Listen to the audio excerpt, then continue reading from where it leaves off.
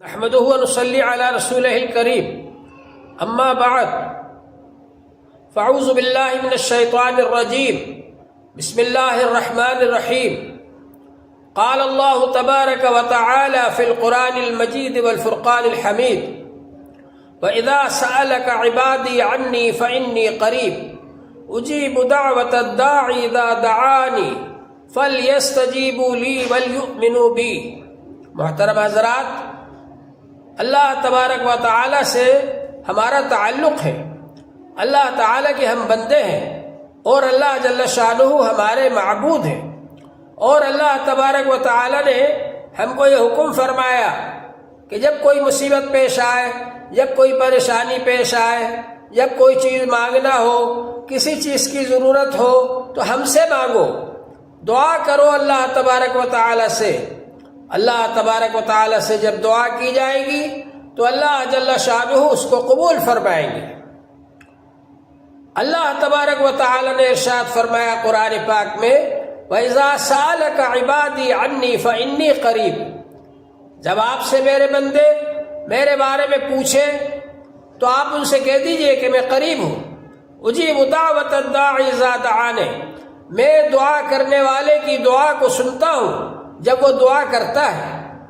اور حضور پاک صلی اللہ علیہ وآلہ وسلم نے ارشاد فرمایا، الدعاء مخ العبادہ، دعا عبادت کا مغز ہے، اس لیے اللہ جل شانہ سے دعا مانگنا چاہیے۔ ہر فرض نماز کے بعد دعا قبول ہوتی ہے،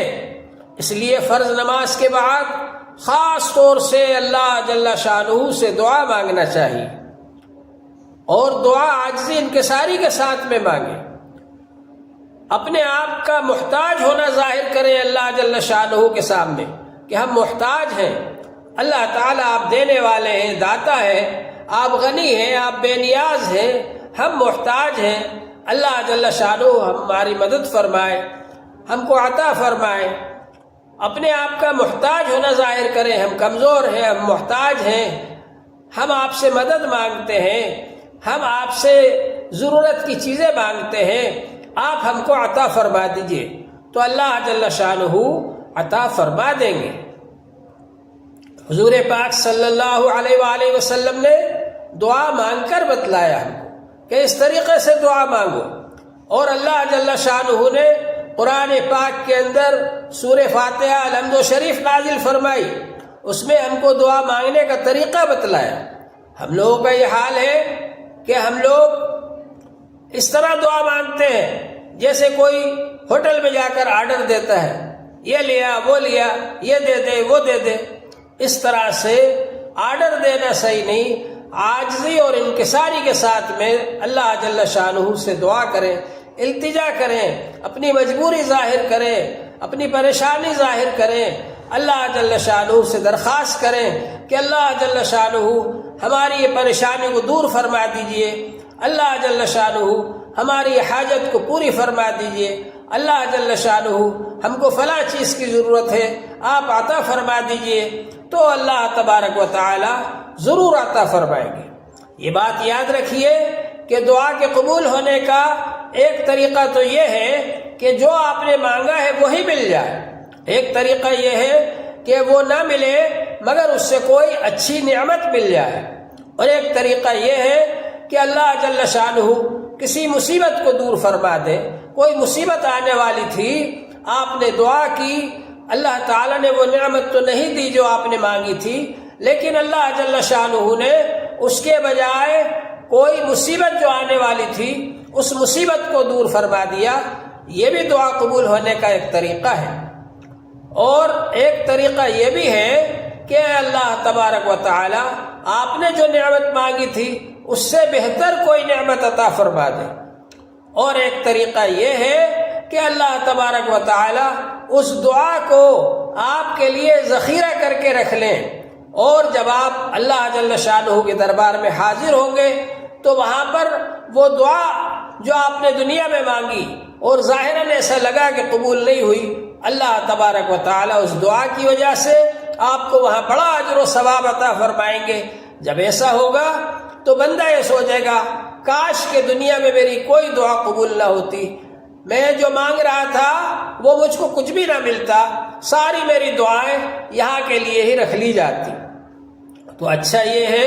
کہ ہم لوگ اللہ جل شانہ سے دعا کریں، اور غائب کی دعا غائب کے لیے جلدی قبول ہوتی ہے۔ اسرع الدعاء اجابۃ دعوت غائب لغائب، سب سے زیادہ جلدی قبول ہونے والی دعا وہ ہے جو غائب کی دعا ہو غائب کے لیے۔ اپنے دوسرے بھائی کے لیے جو آپ دعا کرتے ہیں، فرشتہ کہتا ہے کہ اللہ تعالیٰ جیسا یہ دوسرے کے لیے مانگ رہا ہے اس کو بھی عطا فرما دیجیے۔ تو غائب کی دعا غائب کے لیے زیادہ جلدی قبول ہوتی ہے۔ تو غائب کے لیے بھی ہم دعا کریں، حاضر کے لیے بھی دعا کریں، اپنے دوسرے بھائیوں کو بھی ہم دعا دیں، خود اپنے لیے بھی دعا کریں کہ اللہ جل شانہ ہماری حاجت کو پورا فرمائے۔ اور جو قبولیت کا وقت ہے اس وقت اگر دعا کریں گے تو زیادہ بہتر ہے۔ جیسے جمعے کے دن اللہ جل شانہ نے ایک ساعت، ایک گھڑی، ایک وقت ایسا رکھا ہے کہ اس میں دعا قبول ہوتی ہے۔ ایک شخص کو معلوم ہو گیا کہ جمعے کے دن دعا قبول ہوتی ہے، اب وہ جا کر کے مسجد میں بیٹھ گیا اور مانگنے لگا کہ اللہ تعالیٰ میرا گھر سونے سے بھر دیجئے، اللہ تعالیٰ میرا گھر سونے سے بھر دیجئے۔ بہت دیر ہو گئی دعا کرتے کرتے، اس کا گھر سونے سے نہیں بھرا۔ تو اس نے کہا اگر سونے سے نہیں بھرتا تو بھوسے سے ہی بھر دے۔ تو وہی وقت دعا کی قبولیت کا تھا، اس کا گھر بھوسے سے بھر گیا۔ اس لیے دعا کرنے میں جلد بازی نہیں کرنا چاہیے۔ اللہ جل شانہ اپنی مصلحت کے اعتبار سے، بندے کی مصلحت کے اعتبار سے کبھی جلدی عطا فرما دیتے ہیں، کبھی دیر میں عطا فرماتے ہیں، لیکن بہرحال اللہ پر یقین رکھنا چاہیے کہ اللہ جل شانہ ہماری دعا کو سنیں گے اور قبول فرمائیں گے، اور اس دعا کی قبولیت کا اثر ظاہر ہوگا۔ کبھی تو وہی نعمت مل جائے گی جو مانگی ہے، کبھی اس سے اچھی نعمت مل جائے گی، کبھی کوئی آنے والی مصیبت دور ہو جائے گی، کبھی اللہ تبارک و تعالی اس دعا کو آخرت کے لیے ذخیرہ بنا لیں گے اور وہاں پر اس کا بہترین اجر و ثواب عطا فرمائیں گے۔ اللہ جل شانہ ہم کو اچھے طریقے پر دعا کرنے کی توفیق عطا فرمائے۔ وآخر دعوانا ان الحمد للہ رب العالمین۔